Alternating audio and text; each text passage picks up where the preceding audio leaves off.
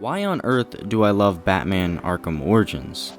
Why would I love this game? People really hate this game, and for the most part they have some pretty decent points. The game is basically an asset flip. A third of the map is a copy of the Arkham City map, and a lot of the mechanics are basically the same. But is there any defense for the game? I think I have found a few defenses, but yeah, for the most part, this game has many elements that are copy and paste, yet I still love the game. Why? Wake up. What happened?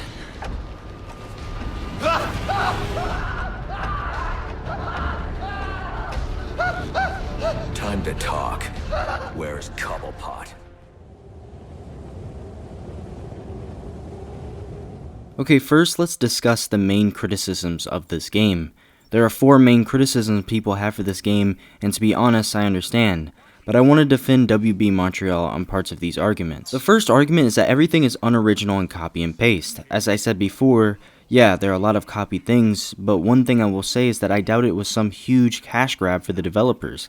Game director Jeff Eleanor and other employees seem to be very passionate about video games, so I doubt they were all just lazy or something making this game.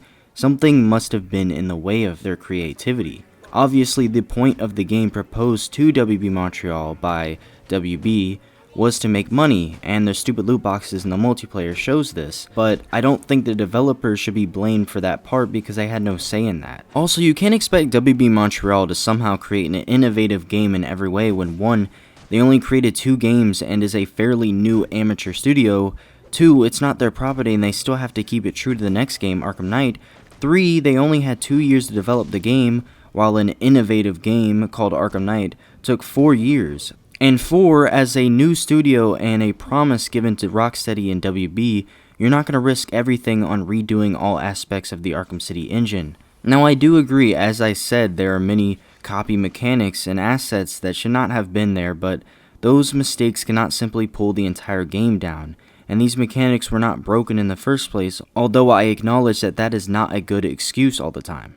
The next criticism is the inclusion of Joker. Joker was the main villain of both Arkham Asylum and Arkham City, even though you could argue Hugo Strange was actually the main villain.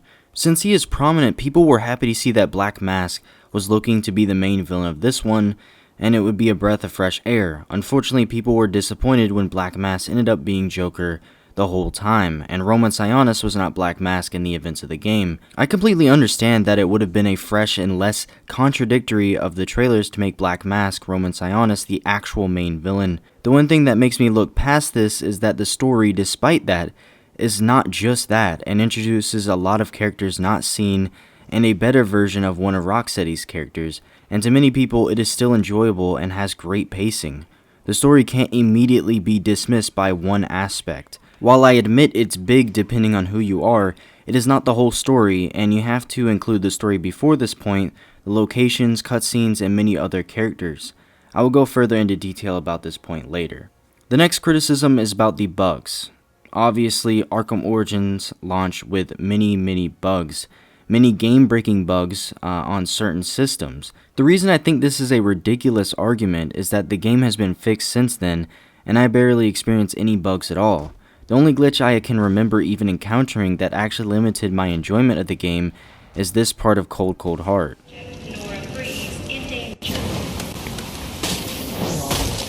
I've almost got you.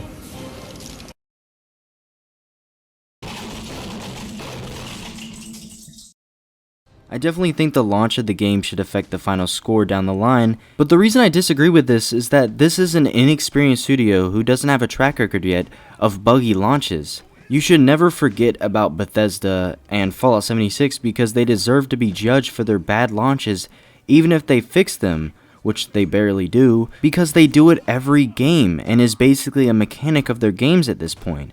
While for WB Montreal, this is probably a learning point, an entirely unintentional accident. The last thing people argue about is the continuity of the game.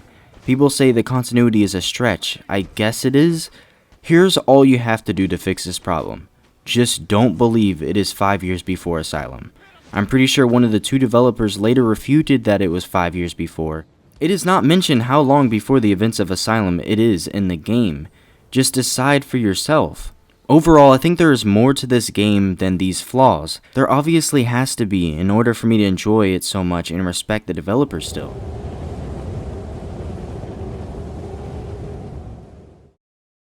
Obviously, this game has concept art like the rest of the games, but I want to take a look at it. There is a concept art tab in the menu of the game, but I went out of my way to find concept art that is not in that gallery. As you can see, these are very well detailed things. Now I know it's not in the game, but I want to look at them because it shows you the amount of ideas and things they had for it. There's a lot of different Enigma things that they had to plan and create new assets for and stuff. And they even went out of their way to overly plan the design of the Batwing. I mean, it's crazy. They even have graffiti art done outside of the game. They have a bunch of new assets that were entirely concept arted and created for the game. There's even stuff that they don't have in the gallery that is extremely detailed, like these two images. There's also stuff for the GCR towers, meaning this map was basically designed in concept art. As you can see, the buildings and stuff were all designed in concept art and were carefully planned before the game world was even created. They really wanted to do something good with this world. They didn't just lazily do it and just put in some assets until it looked good. There's a lot of detail from like minuscule things like electric chair and certain parts of Predator rooms. The Batwing was overly designed and planned, as you can see. They have concept art of how it would land and stuff and just all that type of stuff. And here's some early designs of what it might have looked like. They also did stuff with the explosive gel, and I'm wondering why they didn't use any of this concept art for the explosive gel. I think they wanted to go with something more original at first, but something got in the way. They even designed Penguin's umbrella, and they had many designs for Deathstroke's sword for some reason. And as you can see here, Wonder Tower might have been entirely different if they went with this concept art. My point by showing this is not that it's revolutionary. Many games do this much concept art, but it's to ask, why would WB Montreal go out of their way to make so many original designs and plans, yet people assume the goal of the game was to make some kind of copy and paste cash grab. They clearly wanted to do something more, but 2 years just wasn't enough for this premature studio, and that's really a shame. I agree, this isn't the final game, but what makes me respect the developers in this instance is that the intent to make an original and unique game was there in the beginning, and somehow it was lost later. I have talked about how many people really dislike the story, mainly because of Joker's big role in it. But I love the story somehow. There are so many moments that are just so Batman.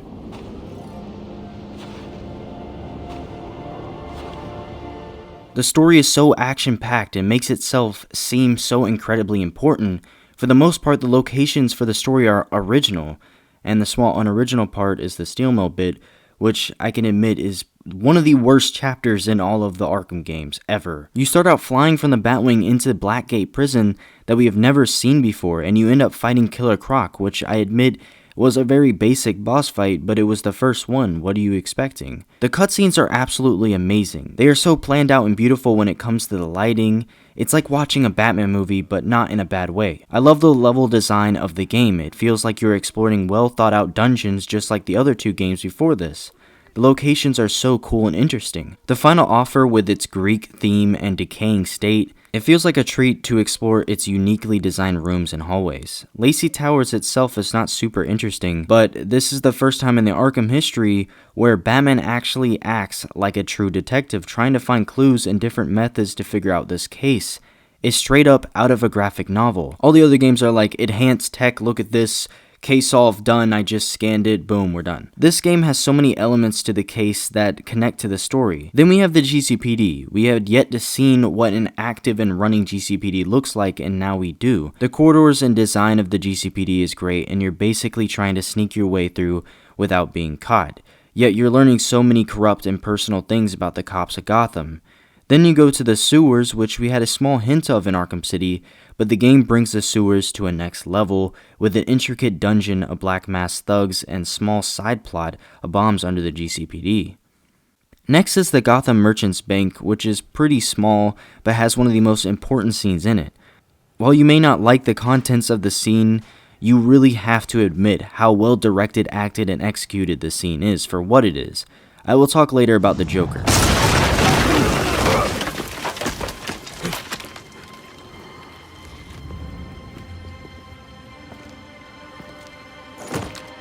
think you can just waltz under my bank, huh?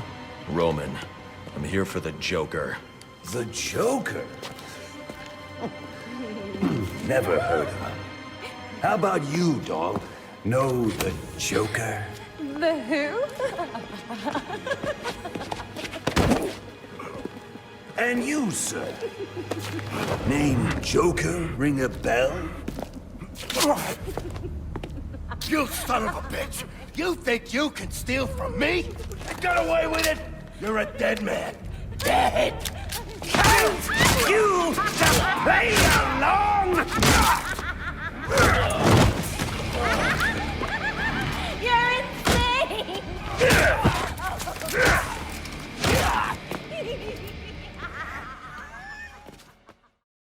Next up is, we don't really want to talk about that one, but anyways, then we had the Royal Hotel, which is really cool for Arkham since we have only gone up really tall structures once, Wonder Tower. There are cool locations in the building like the Skybridge Bar. Batman constantly has to get to each side of the skyscraper, ziplining, grappling, and a myriad of other ways. It introduces us to Bane, which in my opinion is very accurate to the comics, and is way, way better than the dumb Bane from Rocksteady's games. The Royal Hotel plot leaves us with some of the most defining scenes for Joker and Batman in the Arkham games, in my opinion.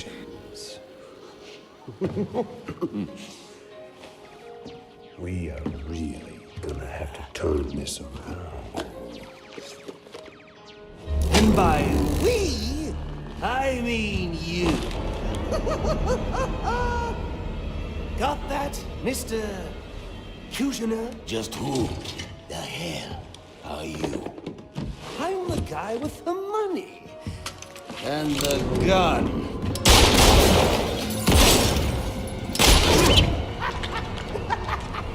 So, when I hire you to kill the Batman, you shut the hell up and kill the Batman! So do you have anything else to contribute? I didn't think so.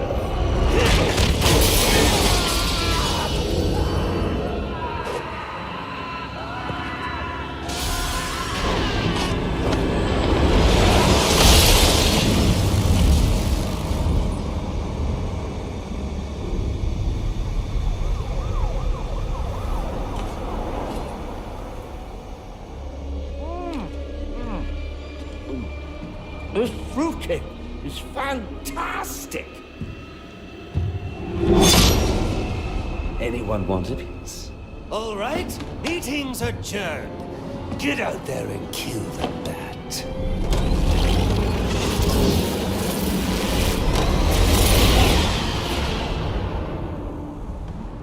Move it along, big boy.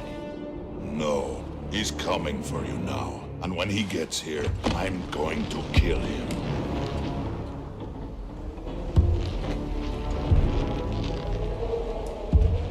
So you wait.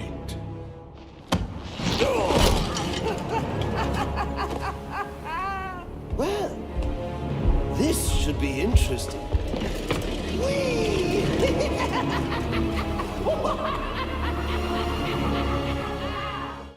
We get to then play as the Joker in a dream world. Batman arrives at the Batcave, which I have not mentioned yet, the Batcave. The only game that features the actual Batcave, which is shocking to me, and the Batcave is absolutely amazing. We learn more about Bane and have to find his hideout, which has such a comic plotline where Bane finds out Batman's identity.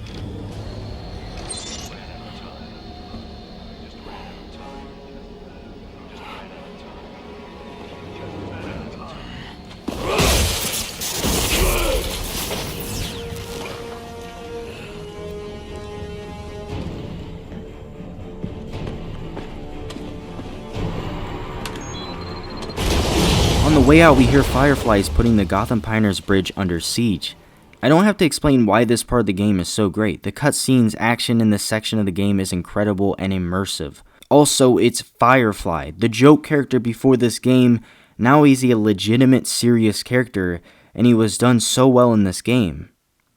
And I'm also wondering, when will we get a Killer Moth? When will we actually get a serious interpretation of Killer Moth? Someone please Someone please do that. I would really appreciate that.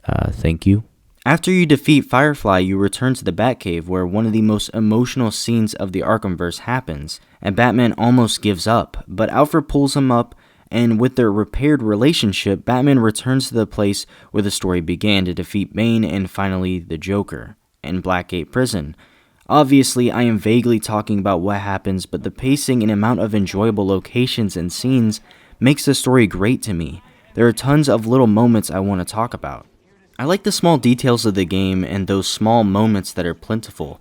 I can list many other details of these locations like the statues and showcases in the final offer and the anarchy bit at the end of it.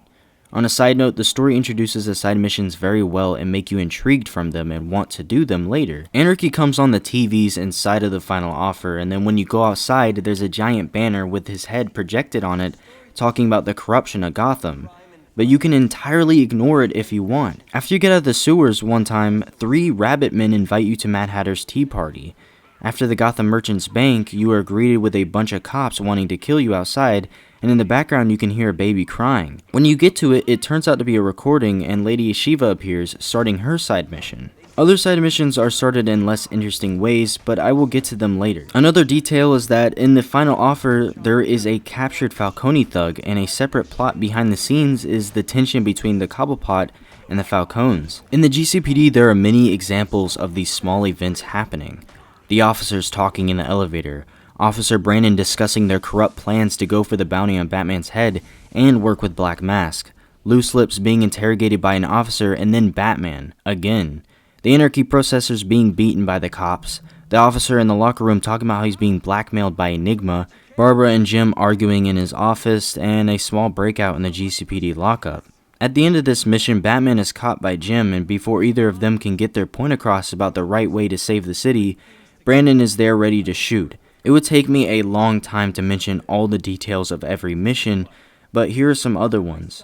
The woman in the train car on Pioneer's Bridge telling Batman he is a hero, punching Brandon in the face really hard after saving him, flying through a collapsing subway car, and Batman hallucinating his parents' death in the Batcave. There's a plethora of these small moments that keep you intrigued in the mission. It's not just a single dungeon, it's more like a series of events that keep you invested.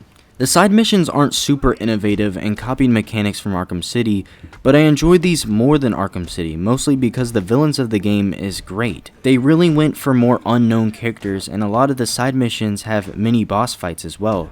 It was great to learn who Anarchy was because before I got this game I had no idea who that was. I think the side missions could have been more, but they were decent. The one with the most hard work has to be the Mad Hatter one, where many new assets were created to make an intricate dungeon through Wonderland, which has its own soundtrack as well. Deadshot has a cool helicopter crash scene and a boss fight. The Enigma side mission is basically the same as the Riddler side missions from every other game, but there's also these GCR towers that you have to disable. Some are boring and some are genuinely cool to explore, though the side mission has an anticlimactic ending. One side mission I bet not many people did was the Pinckney Plaques, which taught you about architecture of Gotham and the story of Cyrus Pinckney, ending with his impending death a long time ago. I like how the side missions open up a new location every time. The courthouse, church, Wonder Tower lobby, Pinckney's crypt, the mall, and My Alibi are just some examples. Overall, I enjoy the side missions, but I understand the critics of them.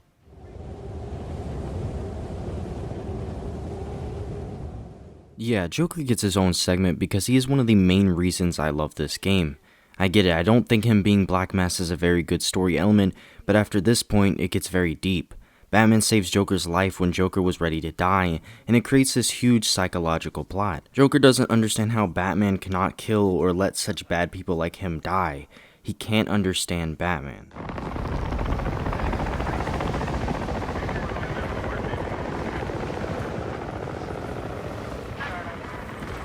Where'd he go? Huh? The Bat. Your partner.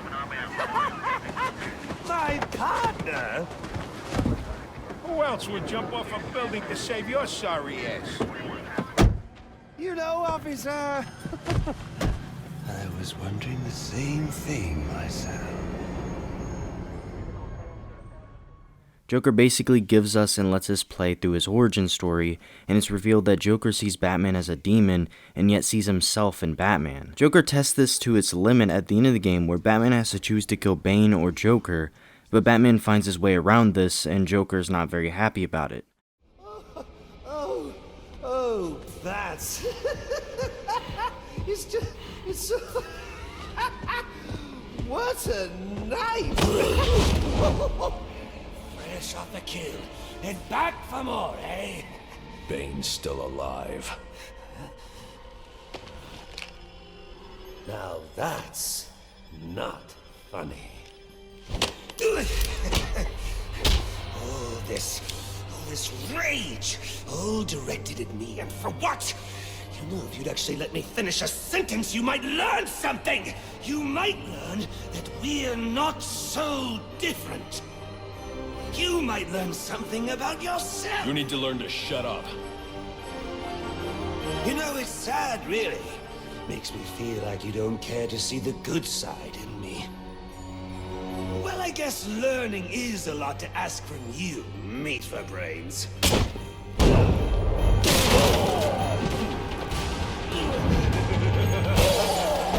You just can't get it through your thick scalp. Ugh. We both exist because of them! Give up! You've lost.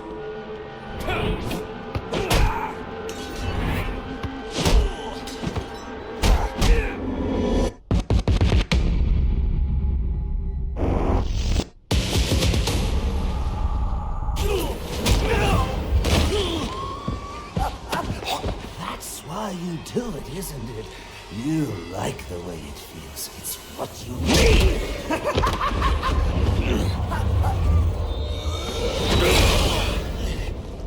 Come on, baby. Beat me till your knuckles bleed. And why quit there? You know there's only one way to stop me.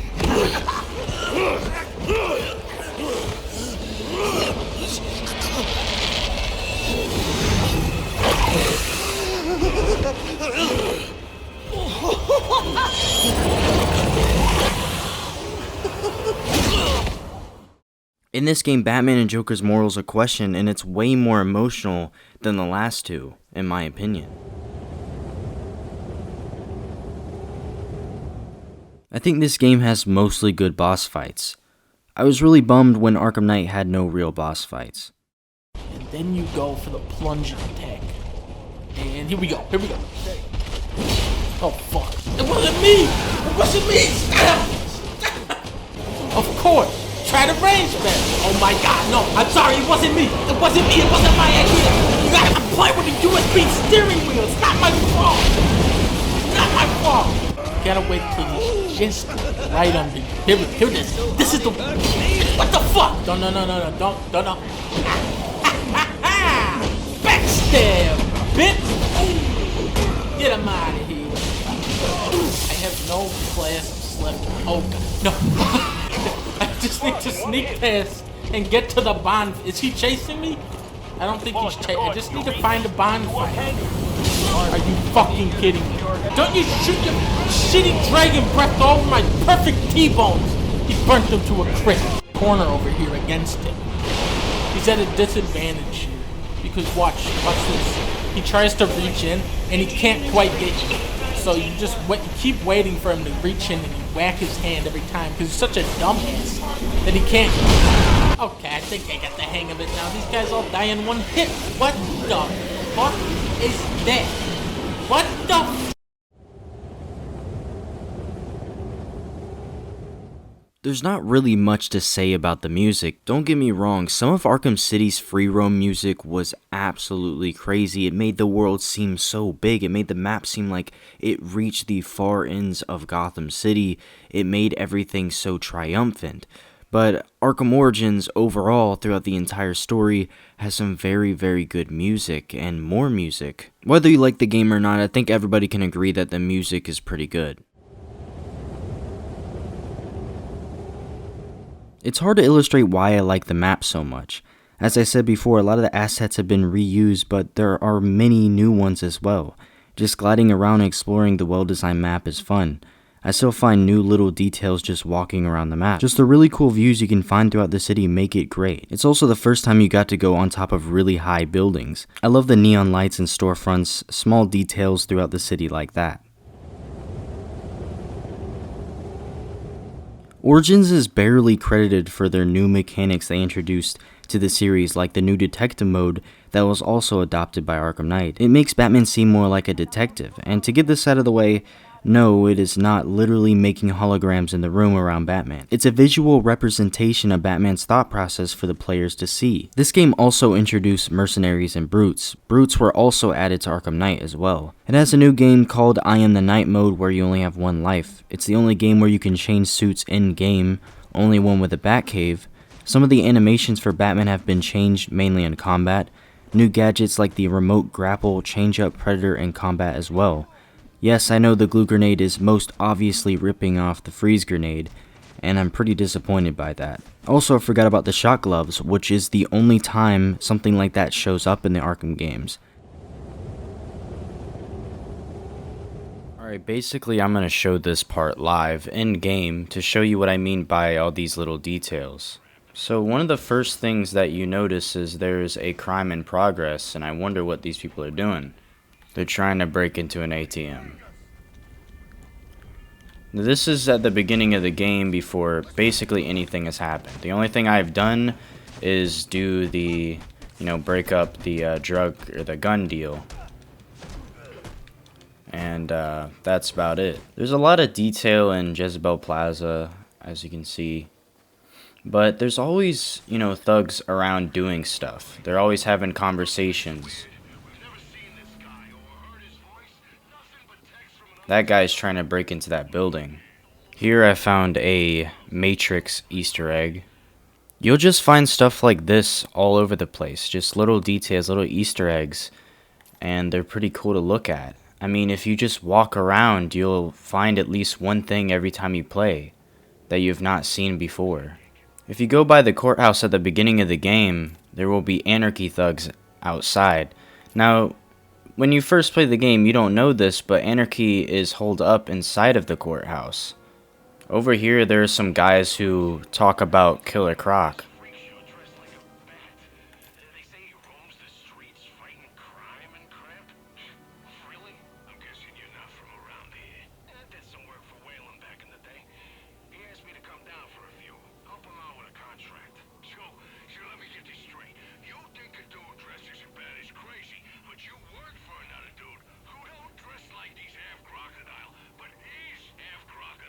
There's stuff like this all throughout the game. At one point, Penguin says he's going to give out guns to everybody so that he can kill the Batman, and he actually does. If you go to Sheldon Park, he has his thugs giving out weapons.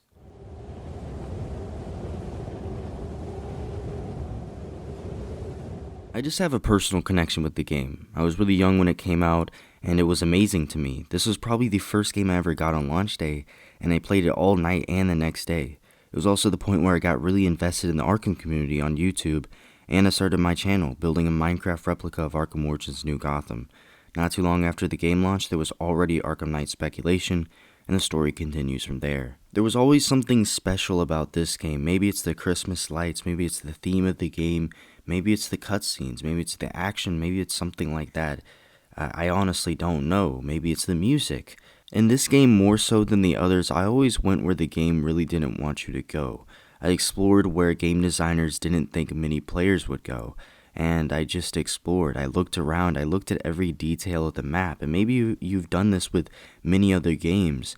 I definitely have for many other games, and this game is one of those games that are that special that I'm willing to explore every part of the map I can find, and that's what I've done. I've just gone to certain parts of the map and just looked off a balcony and watched the snowfall and listened to the music, and it's really calming, and that's something really special about the game, and maybe that's why I like it so much.